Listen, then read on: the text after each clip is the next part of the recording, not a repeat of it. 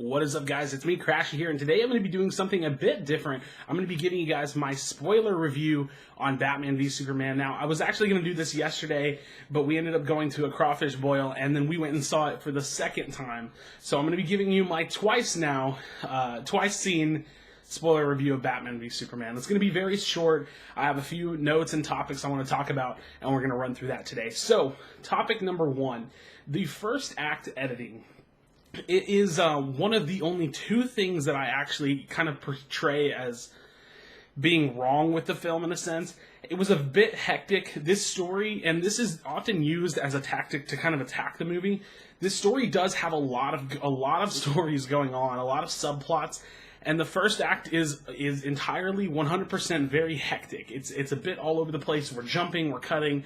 And that's one of the only gripes that I have with this whole movie. Otherwise, you hit the second act, it's amazingly engaging. It's really, smooth. It makes sense. The transitions are well done, and as well as the third act. So the whole, 66.6% repeating of the film is great. So, leading me to my next point, the story and the plot. The story is riveting. It's perfect. It makes sense. You have Batman's motive that is amazingly humanized and well explained.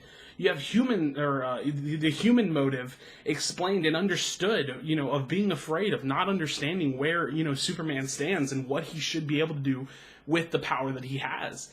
You have Batman's motive, amazingly predictable, yet, from the perspective of Batman, very human, very, very human, but only from his perspective, because he is Batman. He is afraid of what can happen. 20 years in the business, he knows things. He's seen it. And he doesn't want this, this power to become something too big. Now, Wonder Woman, we have yet to see a lot of her story. We will be seeing that in the solo Wonder Woman film. But her motives for what she does during this movie is great. It's a great way to pull her into the universe, and it's a great way to bring the cameos into the universe as well. Lex Luthor, he's fucking crazy. Jesse Eisenberg blew the performance out of the park. I don't think it was... Here's the way I've been explaining it. I didn't love it. I think he did good for what he was told to do and how he was instructed to play Lex. I didn't love that version of Lex. I didn't hate it. I just want to see more of it. I think he finished as Lex in a very different perspective and way than he started as Lex. He was much more zany, much more crazy. At the end, he seemed more vicious and methodical. And I'm really looking forward to seeing more of Jesse Eisenberg's Lex. The tone of the movie seemed very structured to me. Once you get past the first act, it all makes sense. You're leading to the events that explain the story. You're leading to the events that lead up to the fights. You're leading to the events that are leading up to the Justice League. And if you're a fan of DC, you're going to get those. You're going to get it. You're going to love it. It's going to be amazing. The nightmare scene. It was beautifully done. It was well shot. It gave you more motives for Superman, his grounded being for humanity, which is Lois Lane, which is explained in the movie many times. He loves Lois. She is the reason he's a part of humanity. His mother, Martha, is the reason he's a part of humanity. And you have the amazing fight scene with Batman.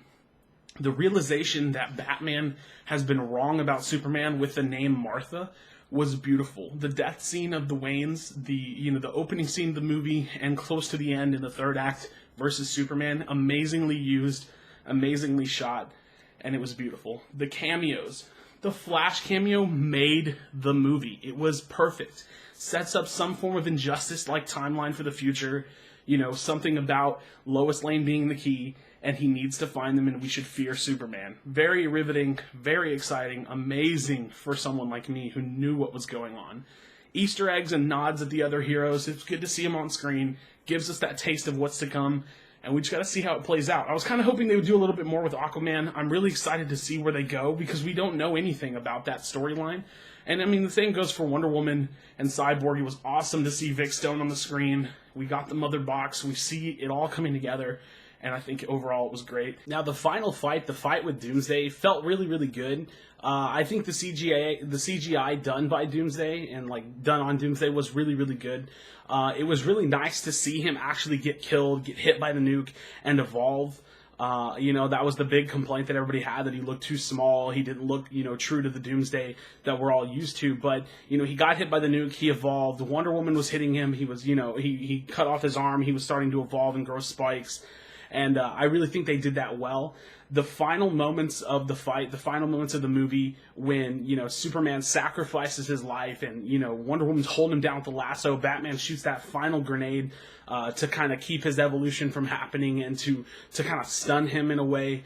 It was beautifully shot. It was very touching, you know, to have that final moment where where Superman rather, you know, tells Lois, you know, like, you're my world, and he's willing to sacrifice his life. It really leads into the death of Superman, which I kind of expected to happen when they showed Doomsday. I wasn't sure if they'd go that far this time, but they did take it there. It was, you know, really touching to see Clark Kent's funeral and Superman's funeral. It was, you know, really something to see how it really brought Bruce and Diana to that place where, you know, Bruce is saying, hey, we need to bring them together. And it's kind of that message coming from the Flash is the reason he's saying that. So an amazing shot scene. I definitely liked it. I think overall throughout the entire movie, if I had to give it a grade, I'd definitely give it a solid A. So thank you guys so much for watching. I appreciate it. I hope you liked this video, and please do not leave without leaving a like. Leave some comments in the comment section below, and I'll see you guys next time.